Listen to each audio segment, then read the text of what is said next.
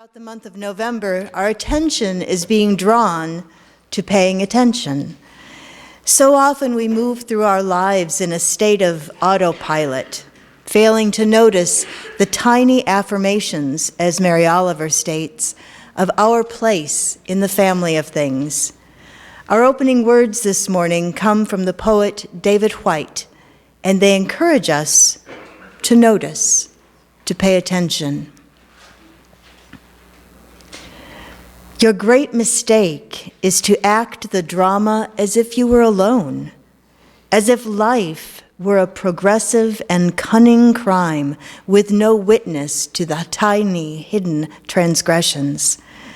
To feel abandoned is to deny the intimacy of your surroundings. Surely, even you at times have felt the grand array, the swelling presence, and the chorus crowding out your solo voice.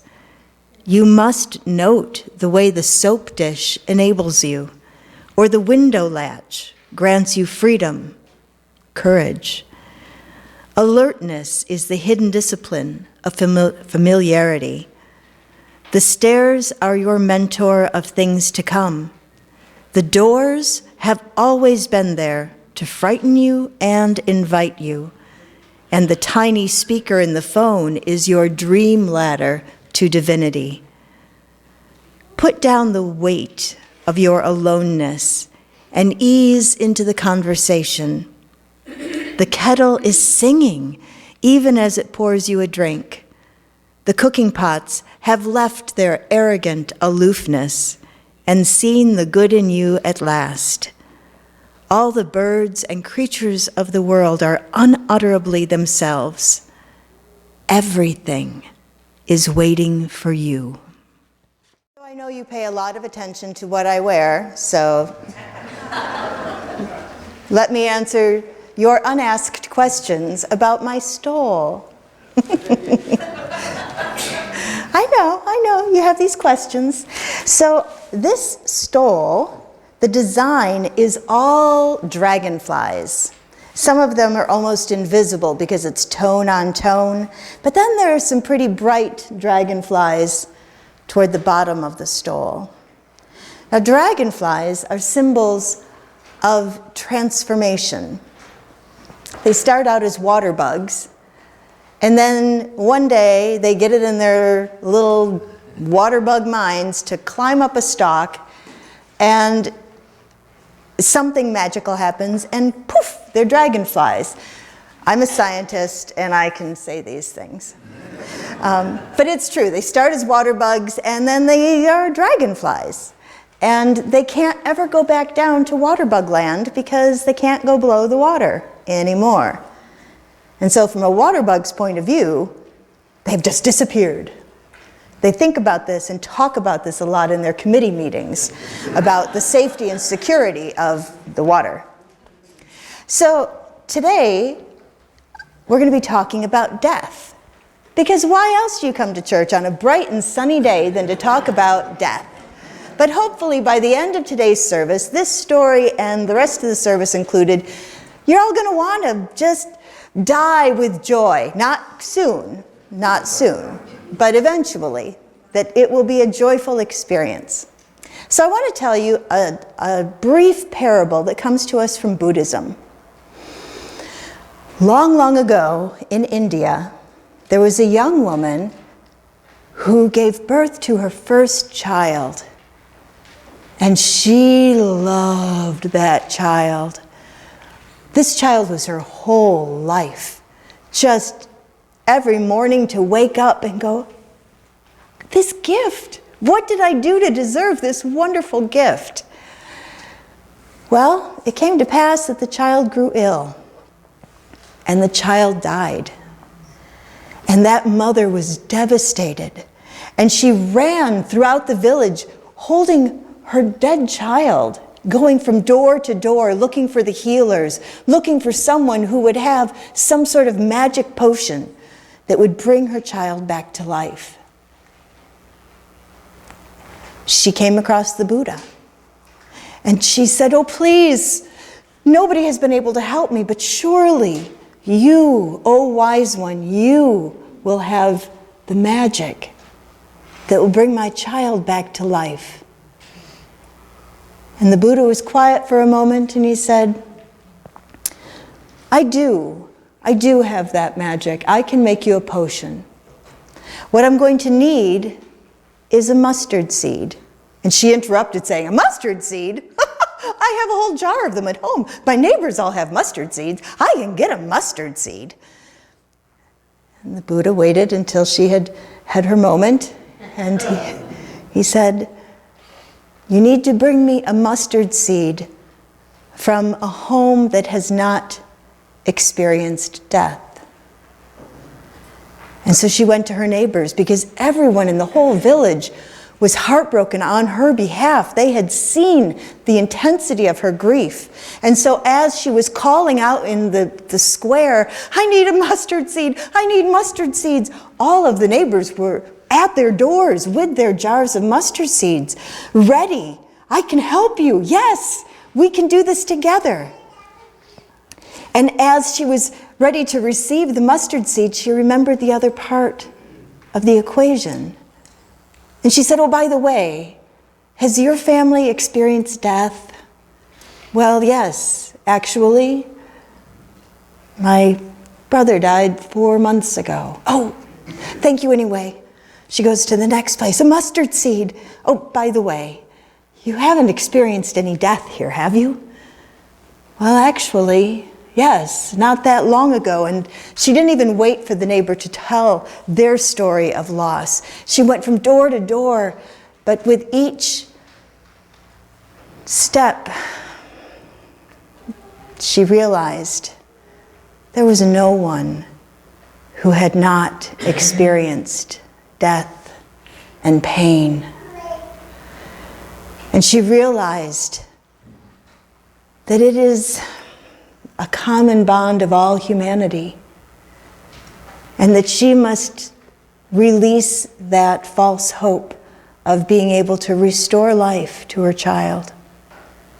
And finally, she went home to begin grieving, knowing that she was supported by her community because they all understood. They'd all had their own encounters with that suffering and loss. I promised you joy, but it comes a little later in the service. It's something to think about, isn't it? Often I think we assume that everybody else has got it better. Everybody else is happier. Everybody else has the thing that we wish we had. Wish I had more joy. Wish I had more money in a bucket. I wish I had, fill in the blank.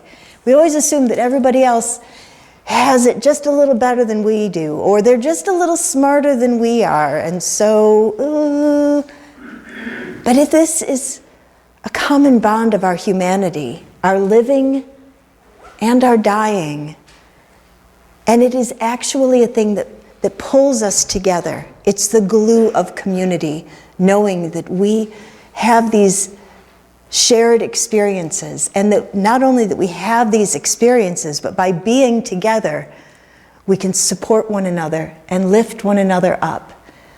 We can enjoy the joyful moments together, and we can share those moments of loss and sadness and know that we're not alone.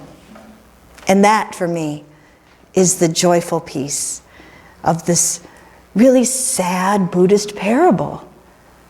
You're not alone. You're not alone.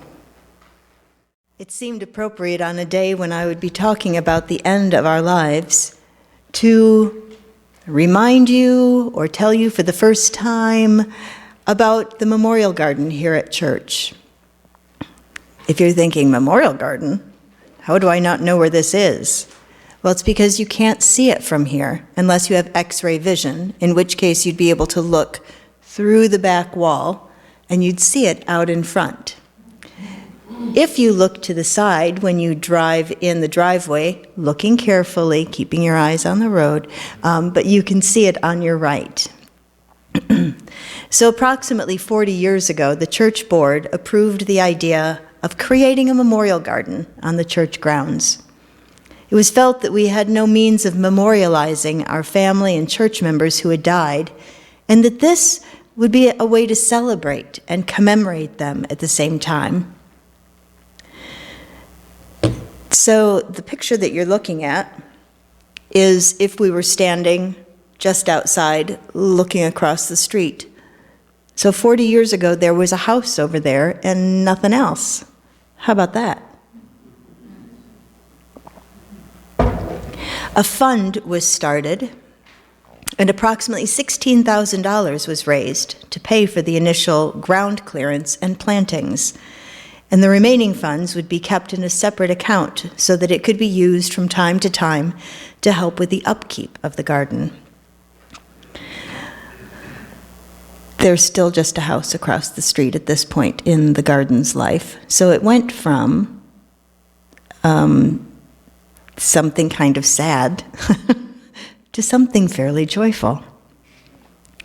Over the years, the garden has gone through several changes. The arborvitae bushes all died when the shrubs along the road were removed, allowing the salt to blow onto the bushes during the winter. Gradually, many of the original trees were replaced by evergreens that are hardy and fast-growing. And now the garden has been adapted to an area that theoretically only needs weeding and pruning with very little other care. The memorial garden can be joined by any church member for a small fee which covers the disposal of ashes in the garden. A plaque on the memorial board in the atrium. The atrium is the space before you leave the chapel directly to your left. And it's intended to be a place where photos or notes about the deceased can be left for future generations.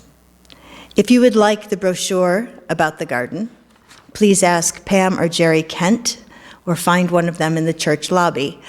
Jerry, would you mind standing and waving for people who might not know y'all's names? There we go, stands and waves. Very nice. They'll be happy to explain the process, the fees. If you have any questions at all, don't hesitate to contact them. And if it feels weird to approach them today, they will answer your questions just any time you ask. So we have this incredibly beautiful, thoughtful space where we can memorialize, not with stones and statues, but contributing to the natural setting. And I hope you will consider being part of that. It's an important part of our ministry together. It's November. It's not January, I promise. It just looks and feels like that. It's November, and we are paying attention. We are paying attention to all that clamors for our immediate response, and we are paying attention to the quiet moments between those moments of activity. We are paying attention to what is going on outside of us and inside of us, the depths of us. Paying attention means slowing down, not moving so fast that we lose sight of what is important, being mindful not to sacrifice that which endures on the altar of the fleeting and the temporary. Today, we will lift the veil and gaze at the mystery that is the end of our lives. Every single one of us here will die someday. So let's not wait for a terminal diagnosis to begin thinking about how we will live into that recognition. Death is simply the moment in between the life we have known and whatever follows it. We may have beliefs and opinions about what happens when we die, but ultimately we won't know until we get there. That reminds me of a conversation between a Zen master and his student. The student comes to the Zen master with a burden of worry. Finally, he asks the question on his heart, "Master, what happens to us when we die?" The Zen master is quiet a long time, taking the student's question very seriously. Finally, he says, "I don't know."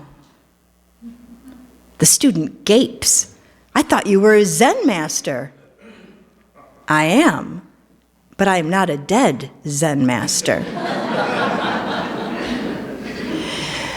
The seed dies not knowing that it becomes something else. A caterpillar dies in the chrysalis. If you open it, there is no living caterpillar there, but there is life. We can't know what happens after our death. All we can do is make our peace with its eventuality and live the life that we have. To begin to do this, I'd like you to think about 3 little boxes. They're invisible because they're on my desk at home. So our first invisible little box, and truly, it is a very special box because the gift it brings is insight. The insight of living with the knowledge that we are going to die. For our Unitarian ancestor and pillar of American literature, Henry David Thoreau, knowing that death awaits is strong motivation for living deliberately. In fact, let's read his piece about living deliberately. It's in the back of your gray hymnal, number 660. We're going to read it together.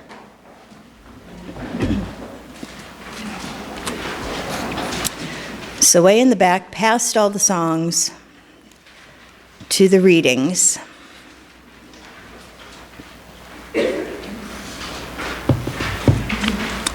And I'm going to have the folks on the left-hand side of the church, that's the side with the screen on it, read the regular print. And the folks on the other side of the church, please respond with the italicized print. And I'll read with everybody so no one gets lonesome. Okay? Here we go. To live deliberately. Why should we live in such a hurry and waste of life? We are determined to be starved before we are hungry. I wish to live deliberately, to front only the essential facts of life. I wish to learn what life has to teach, and not, when I come to die, discover that I have not lived. I do not wish to live what is not life. Living is so dear. Nor do I wish to practice resignation unless it is quite necessary. I wish to live deep and suck out all the marrow of life. I want to cut a broad swath, to drive life into a corner and reduce it to its lowest terms. If it proves to be mean, then to get the whole and genuine meanness of it and publish its meanness to the world. Or, if it is sublime, to know it by experience and to be able to give a true account of it. Henry David Thoreau.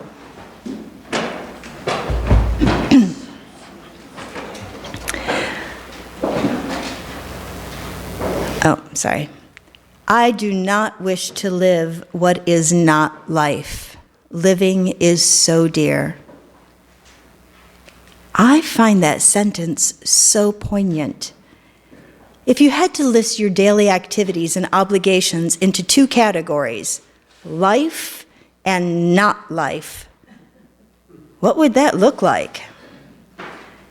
If the list of not life is considerably longer than life, what can we do about that?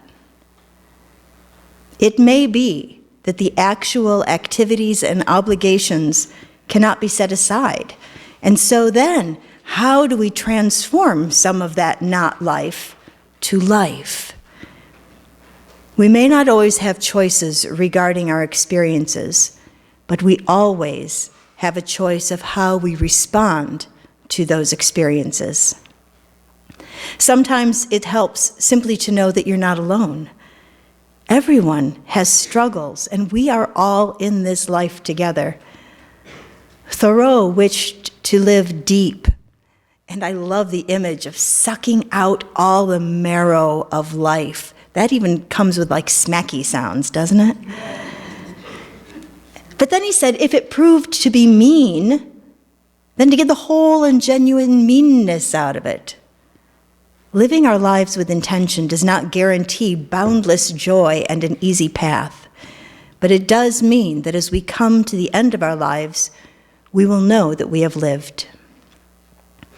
I recently read Mirabai Starr's book, Wild Mercy, Living the Fierce and Tender Wisdom of the Women Mystics.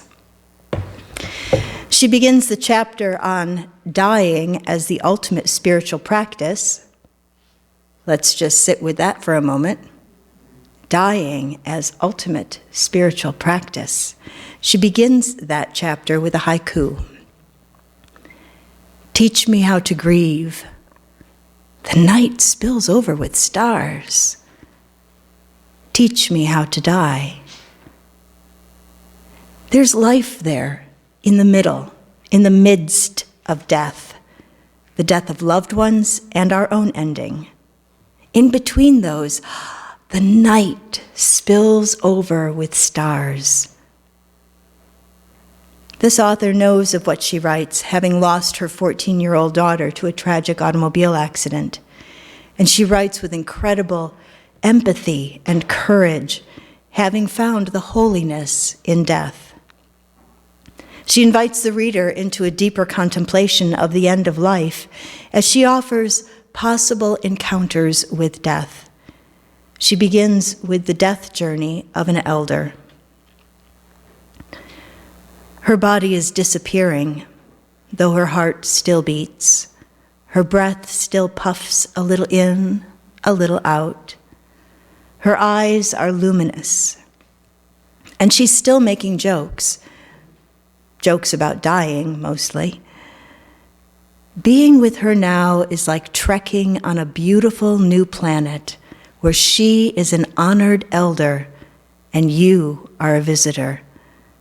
This is the most hallowed space you have ever encountered. Someone you love is leaving their life behind. What's left of her is twisted with pain, and there is nowhere else you would rather be. The rapture of the moment is thick enough to seal all the cracks in your own life. She is, with her quiet dying, bestowing an explosion of blessings.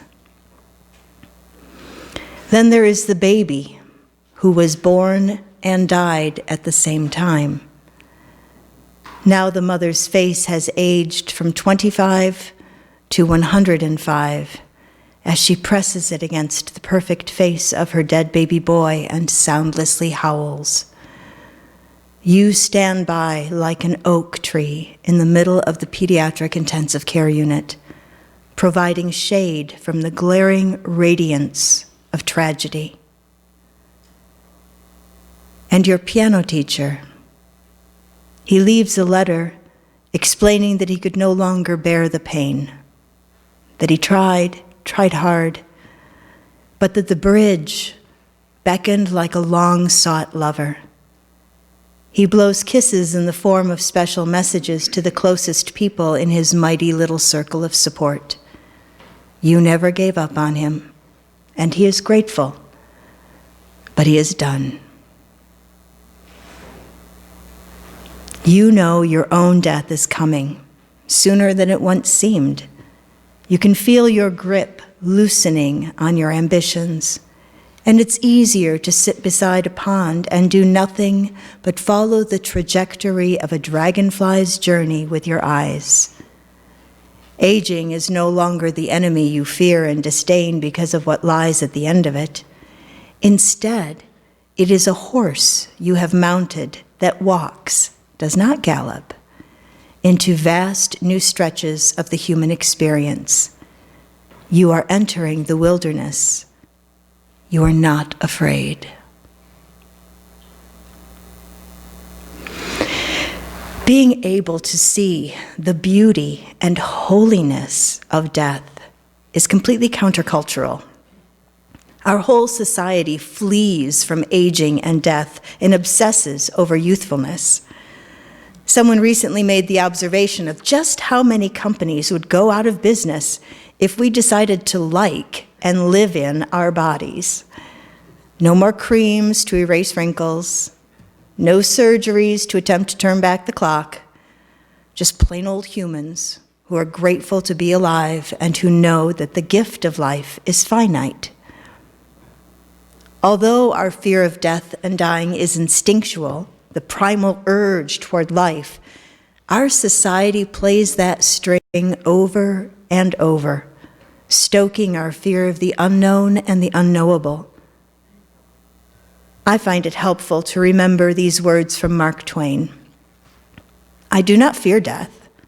I had been dead for billions and billions of years before I was born and had not suffered the slightest inconvenience from it. If being dead is being not alive, well, where were we before we got here? Definitely a sermon for another day. I subscribe to an app on my phone called WeCroak. And 5 times a day, I get a little reminder that says, don't forget, you're going to die. Let's see what it has to tell me. Let's see what today's... Oh, so this is a quote by Kakuzo Okakura. I apologize for what I just did to that name. Let us dream of evanescence and linger in the beautiful foolishness of things. So it's not just like, and don't forget you're gonna die. These are, don't forget you're alive and there is beauty in your world. Let us dream of evanescence and linger in the beautiful foolishness of things. You're all going to get this app on your phone. I can feel it. We forget, I think, that we are fragile, finite creatures. It is useful for us to be reminded that we are going to die. Like the book of Ecclesiastes says, everything has a season to live and a season to die. It is up to us to make that living as mindful and humane as we are able. Rainer Maria Rilke reminds us, death is our friend precisely because it brings us into absolute and passionate presence with all that is here, that is natural, that is love. What a lovely gift from our invisible first box. Our second invisible box brings us a gift that is often harder to bear than the knowledge of our own death, and that is the gift of living with loss and grief when others die. When I received notice of the sudden death of a close friend with whom I had been exchanging emails just an hour before, I wrote in my journal, one of the stars in my constellation just winked out. The loss felt so keen and sharp. How could my life ever be what it was? For those of you who have also walked through the valley of shadows, you know that it's never the same. Mirabai Starr writes, grief is an individual journey. There are no rules to follow, nor laws you can break. It takes as long as it takes. Forever in my case, and maybe in yours too. So there's no point in judging yourself or others for not getting over it swiftly enough.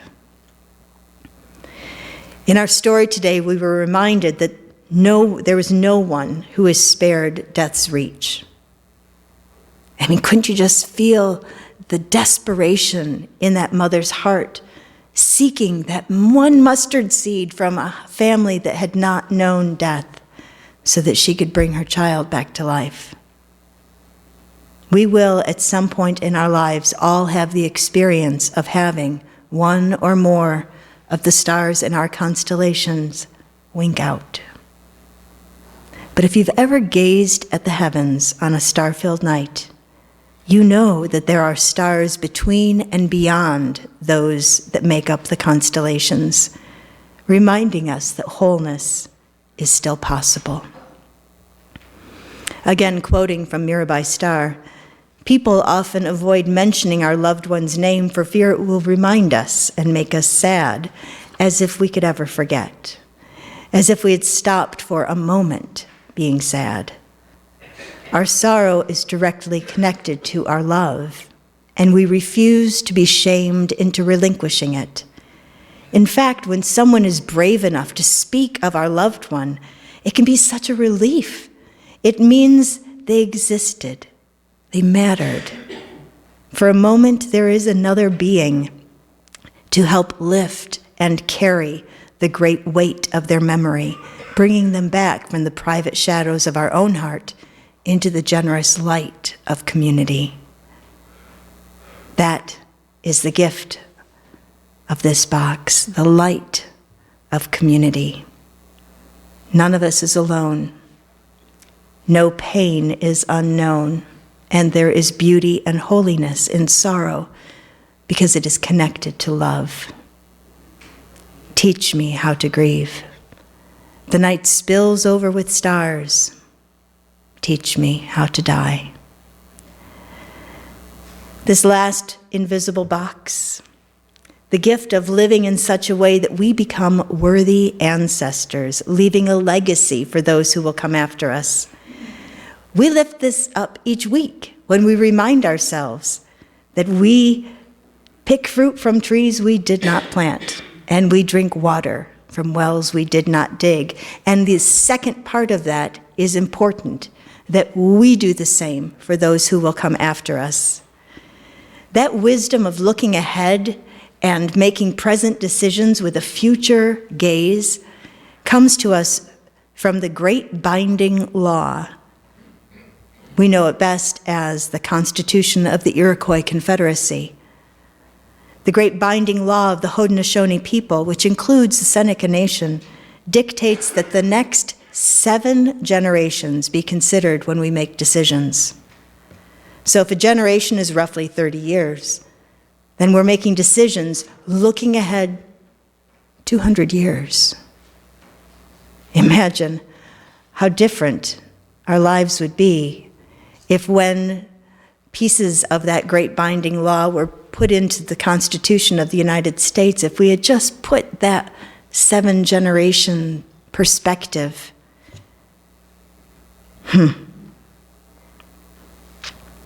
We can be worthy ancestors. We may not live a super long time, but worthy ancestors aren't concerned with that, because becoming a worthy ancestor has to do with how we live now. I think becoming a worthy ancestor is a lifelong endeavor, and it's never too late to start.